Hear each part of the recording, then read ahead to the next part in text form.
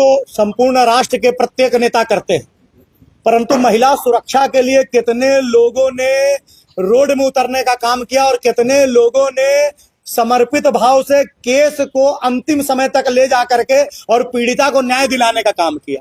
आज press conference हम लोग कर रहे हैं केवल यह प्रश्न पूछने के लिए कि आप लोग आकर के भाषण तो दे देते हैं, भाषण देने के बाद कि अपराधियों को पकड़ा जाना चाहिए, अपराधियों का अरेस्टिंग होना चाहिए, अपराधी अरेस्ट भी हो जाते हैं बहुत सारे मुशक्कत के बाद, लेकिन कौन सा कानूनी दांव पेच खेल करके वर्तमान के जो अपराधी लोग हैं अपने आप को बचा लेते हैं।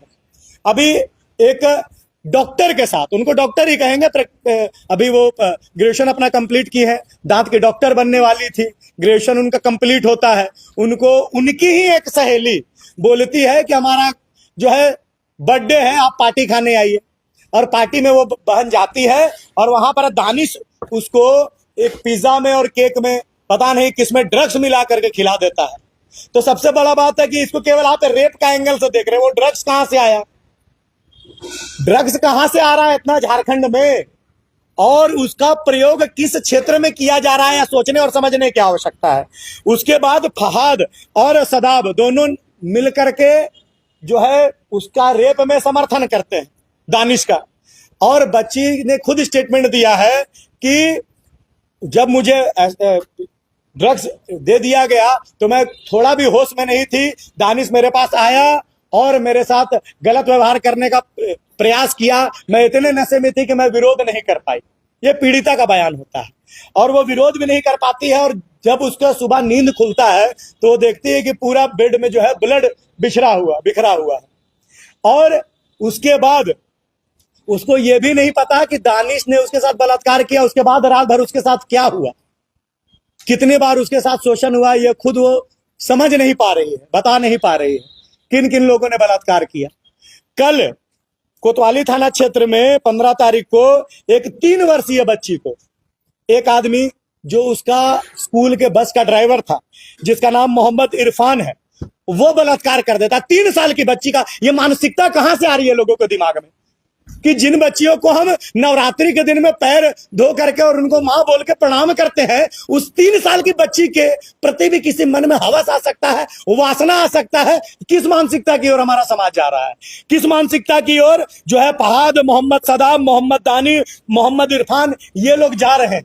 इसके बाद आयान अहमद, सभी को जानते हैं कि 180 एक 19 साल का लड़का 180 बच्चियों के साथ ना केवल उनका शारीरिक शोषण करता है, जिसमें मैक्सिमम लोग नाबालिग थे, बल्कि लगभग 350 से अधिक वीडियो भी बनाता है। कितने वीडियो को उसके दोस्त के द्वारा, यानी कि अयान अहमद के दोस्त के द्वारा नेट में वायरल कर दिया जाता है। आप सोचिए कि एक 19 साल का लड़का 350 वीडियो अगर बनाया है तो 365 दिन उसका यही काम है, सुबह से रात तक केवल ज्यादा से ज्यादा बच्चियों को बहलाना, फुसलाना, अपने प्रेम जाल फंसाना। और फिर जब हम लव जिहाद की बात करते हैं तो लोग बोलते हैं कि नहीं ये तो प्रोपेगेंडा है। ये नाम क्या है, मैं फिर से नाम ले रहा हूं, मोहम्मद दानिश। कौन है मोहम्मद दानिश? फहाद मलिक कौन है? मोहम्मद सदाब कौन है? कल 3 साल की बच्ची का बलात्कार करने वाला मोहम्मद इरफान कौन है? मासिद सदा कौन है? और ये अयान अहमद ये कौन है? और हम लोग अब एक कदम आगे बढ़ गए हैं, वो लोग अब लव जिहाद से एक कदम आगे बढ़ करके डायरेक्ट या तो बलात्कार करने का प्रयास कर रहे हैं, उनका वीडियो बना करके उनको धमकी दे करके उनसे पैसे ऐंठना, और पुनः कई बार उन लड़कियों को दूसरे लड़कियों के साथ सोने के लिए जो है जबरन मजबूर किया जा रहा है। इसी का विरोध करने के लिए हम लोग आंदोलन करते हैं। आपको याद होगा उस मैटर में मैं जेल भी गया था, सीएम साहब हम लोग को उठा के जेल भेज देते हैं। हम लोग का कहना क्या था कि झारखंड में हर 3 घंटे में एक बलात्कार होता है, यानी कि एक दिन 24 घंटे में 8 बलात्कार रजिस्टर्ड होते हैं झारखंड में। आप आरटीआई करके देख लीजिए, आपको मिल जाएगा डिटेल। 8 बलात्कार प्रतिदिन झारखंड में होते हैं। इसका विरोध करने हम लोग जाते हैं। 9 नाबालिग बच्चे, अभी एक नाबालिग बच्चे के साथ कुछ गलत हो जाता है तो सब छापने लगते हैं। ये कितने लोगों ने अपने चैनल के माध्यम से दिखाया या पेपर ने छापा कि 9 नाबालिग बच्चों को जेल भेज दिया गया। क्यों? बलात्कार के विरोध में जेल में उतरे थे। 6 महिलाओं को जेल भेज दिया गया। क्यों? बलात्कार के विरोध में रोड में उतरे थे। 42 युवा, जिसमें ज्यादातर विद्यार्थी थे, उनको जेल भेज दिया गया। किसी ने प्रश्न नहीं उठाया। यानी कि बलात्कार करने वाले घूमते रहेंगे और उसका विरोध करने वाले जेल जाते रहेंगे।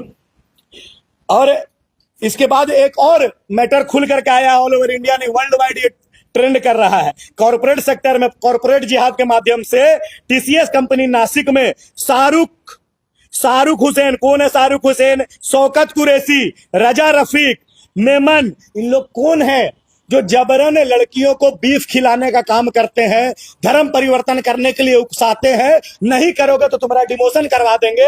और टीसीएस कंपनी उन्हीं हिंदू बच्चियों को नौकरी पे रखती थी जो कि ज्यादा आवश्यकता था, जिनको, जो गरीब घर से आती है, जिनको पैसा का बहुत आवश्यकता है, जिनके बैकग्राउंड में सपोर्ट में लोग नहीं रहते हैं, उनको पकड़ करके और जो है धर्म परिवर्तन करवाने का काम करता था। टीसीएस ऐसी बड़ी कंपनी और उसका एचआर डायरेक्ट, जिसका नाम निदा खान है, वो डायरेक्ट इन्वॉल्व रहती है इसमें। ये हम लोग जो है इन बच्चियों के साथ खड़े हैं और सभी के समर्थन में अंतिम समय तक हम लोग लड़ करके, जब तक अपराधियों को सजा नहीं होता है। इसका प्रत्यक्ष उदाहरण जो है वो है तारा सहदेव का जो प्रकरण था, हमारी बहन जो नेशनल शूटर थी। मैं उनका नाम इसलिए ले रहा हूं कि सब कोई जान गए हैं ना, अभी भी सभी बहनों का नाम मेरे पास है। मैंने विक्टिम से बात भी की है, मेरे संपर्क में है वो, मैं उनसे मिला, मैंने उनसे पूछा तो वो बोली थी भैया हमको बताने में शर्म आ रहा है कि मेरे साथ क्या क्या हुआ। एक महिला होते हुए एक पुरुष को सब विषय खुल करके नहीं बता सकती है, लेकिन विक्टिम ने मुझे जो जो बताया, जिस प्रकार का घटना उसके साथ घटा, जितनी क्रुएलिटी के साथ उसको जब प्रताड़ित करने का काम किया गया है, तो मेरे रोंगटे खड़े हो गए, मेरे आंख से आंसू निकलने लगे। तो इस प्रकार की मानसिकता से लोग केवल और केवल प्रताड़ित होने का काम हमारी बहनें कर रही हैं। और हम लोगों ने जैसे तारा सहदेव को न्याय दिलाने के लिए उसको जो धर्म परिवर्तन करा रहा था, उसका जो शारीरिक शोषण किया, रकीबुल हसन और रकीबुल हसन की मां, दोनों को सजा दिलाने का पूरा काम हम लोगों की पूरी टीम ने किया। और इस दानिश को, इस मोहम्मद सदाब को, इस फहाद मलिक को और इस जो 3 साल की बच्ची का बलात्कार करने वाले ड्राइवर मोहम्मद इरफान को हम लोग सजा दिलाने का काम करेंगे अंतिम समय तक लड़ करके, ये हम लोग आपको वचन देते हैं। और अगर इसमें कोई त्रुटि होती है, अगर अपराधी बच जाते हैं, जो एक और अपराधी अभी तक पकड़ा नहीं गया उस बच्ची के केस में, अगर वो नहीं पकड़ा जाता है तो पुनः हम लोग रोड में उतरने का काम करेंगे और इतना बड़ा आंदोलन होगा कि पूरा भारतवर्ष उसको देखेगा। लेकिन याद रखिएगा, उस आंदोलन के बाद भी अपराधी भले पकड़े नहीं जाए, लेकिन हमारे ऐसे कितने क्रांतिकारियों को, कितने महिला और नाबालिग बच्चों को जेल में भर दिया जाएगा, यह आप प्रत्यक्ष रूप से देखिएगा। उसके बाद अब आप ये मुद्दा उठा रहे हैं, आप चाहते तो 2 दिन के बाद भी मुद्दा उठा सकते थे। देखिए, विक्टिम से हम संपर्क करने का हम लोग प्रयास कर रहे थे और उससे हम लोग बात भी किए। मैं क्योंकि रांची में नहीं था उपस्थित, इसलिए मैं ये विषय नहीं उठा पाया, इसके लिए मैं क्षमा प्रार्थी हूं। मैं कल ही इस विषय को सब समाज के सामने रखने वाला था, लेकिन कल मुझे पता चलता है कि कोतवाली थाना क्षेत्र में 15 अप्रैल को फिर एक नाबालिग मतलब वो 3 साल की बच्ची है महाराज।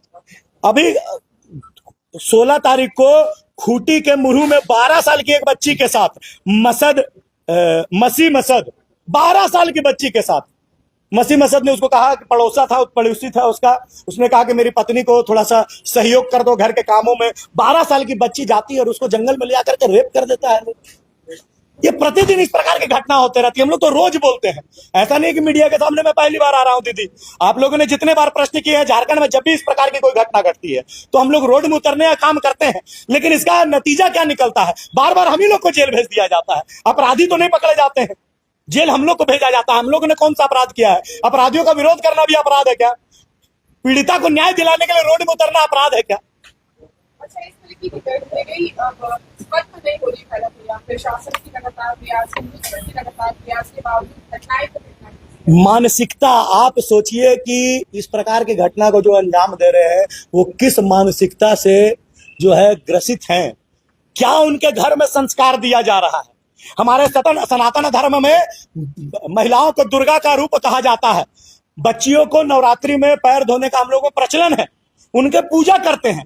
और जो लोग इस प्रकार की घटना को अंजाम दे रहे हैं, उनको क्या सीख दिया जाता है कि लड़की केवल भोग का वस्तु है, उसका शोषण करना है तुमको, ज्यादा से ज्यादा हिंदू महिलाओं को, और जो अपने धर्म में लेके आना है, लव जिहाद करना है, उनका धर्म परिवर्तन करवाना है। बच्चा, जन्मा हुआ बच्चा, पहला दूसरा तीसरा क्लास के बच्चे लोगों को दिमाग में ये भर देते हैं, तो बचपन से जो बात उनके दिमाग में भरी जाएगी, उसी प्रकार से वो लोग जो है एक्ट करेंगे और बाद में जाकर के इस प्रकार की घटना को अंजाम देंगे। तो ये संस्कार उनके जहन में कैसे आ रहा है? एकमात्र इसका सॉल्यूशन है कि जो हमारी जो शिक्षा पद्धति है, हमारे घर के जो संस्कार है, उसको सुधारने की आवश्यकता है, उसमें समझदारी लाने की आवश्यकता है, घर में बच्चों को संस्कारित करने की आवश्यकता है, सनातन पद्धति से चलने की आवश्यकता है। सुनने में आया है जो छात्रा है वो अनाथ है, उसके माता पिता नहीं, तो ऐसे में उनका केस। देखिए, मैं उनके व्यक्तिगत टिप्पणी मैं उनके ऊपर नहीं करूंगा। केस उनके, देखिए केस उनका जी, उनके लॉयर से भी मैं संपर्क में हूँ। थोड़ा कुछ दिन के बाद उनके लॉयर भी जो है प्रेस के माध्यम से हम लोग आपके सामने विषय को रखेंगे। और अभी जितना भी कोर्ट का काम होता है, लिखा पढ़ी का काम होता है, जिसमें एक एफिडेविट दिया जाता है कि मैं प्रताड़ित हूँ, मेरे से इसने रेप किया है और मैं इसकी गवाह हूं, और मेरा आग्रह है कि इसको बेल ना दिया जाए, क्योंकि अगर उसको बेल दे दिया जाता है अपराधी को तो निकल के हमको हरास करने का प्रयास करेंगे। ये प्रोसीजर हम लोगों ने कोर्ट में जो है फाइल कर दिया है। और आपको मैं पुनः बता दूं कि 50 लाख रुपया लेकर के दानिश का बाप मोहम्मद असलम, जो कि हिंदपीढ़ी का रहने वाला है, 50 लाख रुपया लेकर चल रहा था। और उसने स्टेटमेंट दिया था, लड़की को भी बोला था, पीड़िता को भी बोला था, 20 लाख तुमको दे रहे हैं, 30 लाख रुपया थाना को देकर के मैनेज कर देंगे। Thank you.